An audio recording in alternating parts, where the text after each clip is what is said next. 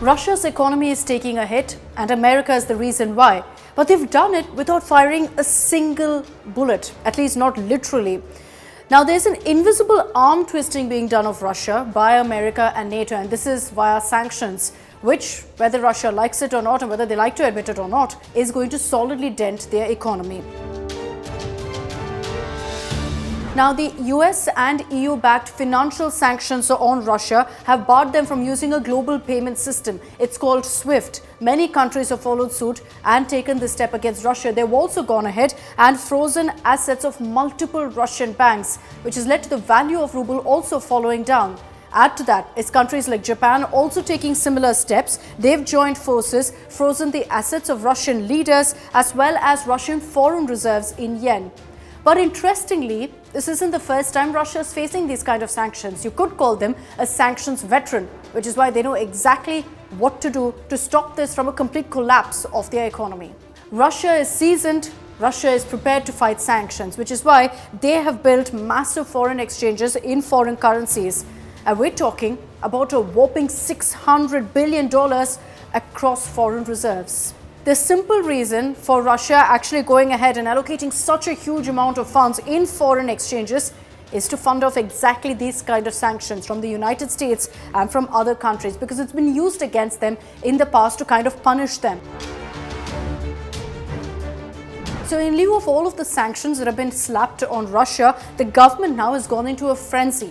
What they're doing is that they're controlling and blocking foreign transfers to non-residents. To essentially stabilize the situation, Russian central banks have doubled their interest rates as Russia's currency, that's the ruble, has fallen by around 30%. That's a huge fall and could seriously cripple the economy. So then what the Russian central banks are doing is that they're trying to stop citizens from going ahead and converting ruble into dollars, and also stopping them from taking out cash, which is the obvious response. If, for example, rupee crashed, the first thing we'd all try to do is convert it to some other currency or immediately withdraw it. Russia is stopping its citizens from doing that. This currency collapse has led to a bit of a chaotic situation on ground in Russia as well.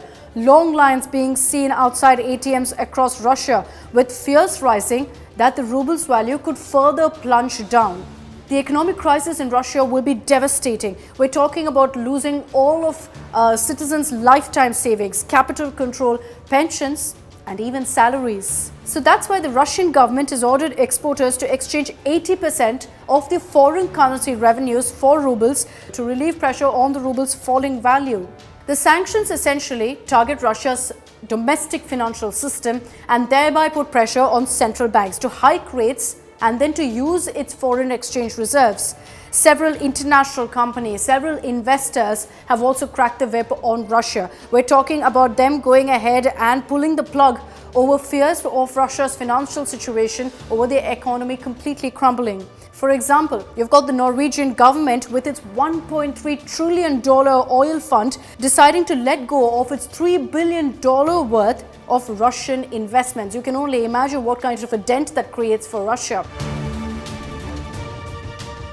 Now, the sanctions itself may not personally affect or dent Putin, but it is going to affect a slew of citizens and also several other very influential Russian government leaders, businesses, and of course, Russian oligarchs. Essentially, thereby it will hit the government, because these wealthy tycoons, the oligarchs that we're referring to here, enable Putin's reign. Sanctions targeting them will further impose a financial strain directly on the country, directly on Russia. Their wealth is mostly stashed in real estate and investments in other cities, in Western cities. Some of these assets have allegedly also been tied back to Putin.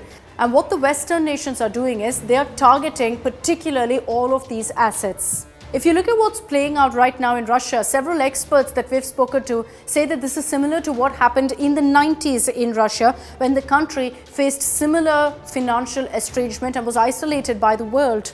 This time, the sanctions will hurt the country of Russia, it will hurt the economy, and particularly the citizens of Russia who didn't declare war. It was Putin, but they will pay the price.